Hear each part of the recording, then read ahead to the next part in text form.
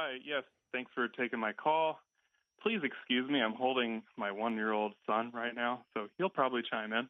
I am calling because of the OTS data that was mentioned by the overpaid consultant.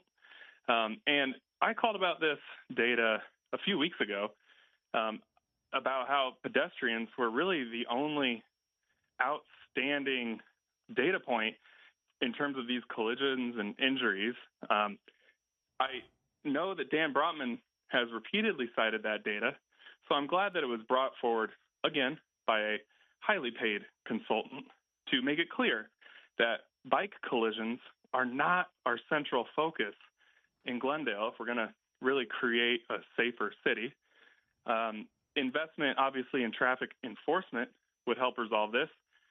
Investment in infrastructure improvements, better visibility, maybe lighting up crosswalks, actually enforcing jaywalking, because like Dr. Belekian stated, a certain number of those collisions were actually caused by pedestrians and not necessarily by the drivers themselves.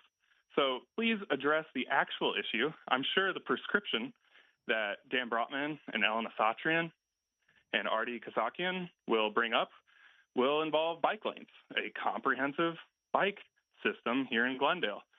And it's funny that that data was brought up and he showed the corridors within the city, the major arteries that, contained the most injuries, the most collisions.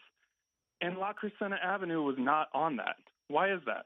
Why was a bike installation put on La Crescenta Avenue with safety as a primary justification when your own data that you paid $300,000 for doesn't even show that as a necessity in that exact location?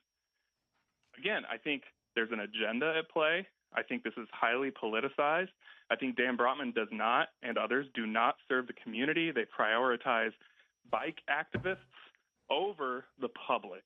The public deserves optimizing funding to create the most bang for our buck. Otherwise, we'll simply keep spinning the wheels here, no pun intended, to create more bike lanes that very few people use. I understand the need for some. I think that's fine. However, you keep citing this data, Dan, that has nothing to do with the prescriptions that you've laid out for the public, that you've basically forced down the throat of the public. And that includes Elena Satrian and Artie Kasakian. Please do not manipulate this data or use it to your own political advantage. That is despicable. It's disgusting. And you're just, lying to the public, essentially manipulating data to Thank you for your comment. Your time is up. Activists. Thank you.